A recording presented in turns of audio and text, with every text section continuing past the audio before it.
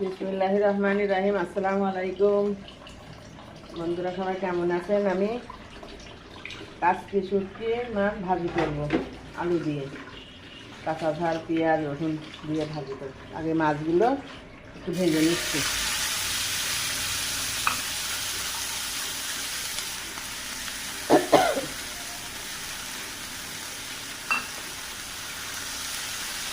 সরিষার তেল দিয়ে রান্না করবো। সরিষার তেল দিয়ে হালকা ভেজে নিচ্ছি। শুটকি মাছে আমি সরিষার তেল দিয়ে দিচ্ছি, আর এই রসুন পেঁয়াজ কুচি আর কাঁচা ঝাল চিরা এগুলো ভালো করে ভেজে নেব।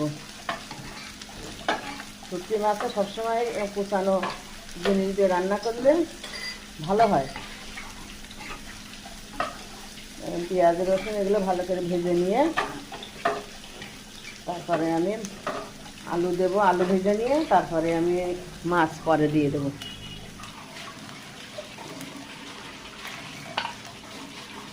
হলুদ লবণ দিয়ে দিলাম, দিয়ে এবার ভালো করে ভেজে নিয়ে তারপরে আলু দিয়ে দেবো। শুটকি মাছের আলু ভাজি আমার হয়ে গেছে। আমি এবার এই মাছগুলো দিয়ে দিচ্ছি, ভেজে রেখেছিলাম, এর সাথে মিশিয়ে দেবো।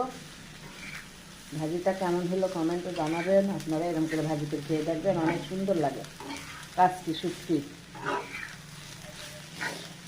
যারা নতুন দেখবেন ইউটিউবে তারা একটু সাবস্ক্রাইব করে দেবেন পরবর্তী নোটিফিকেশন পাওয়ার জন্য।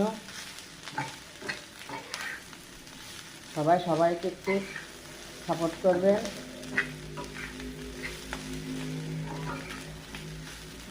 আল্লাহ হাফেজ।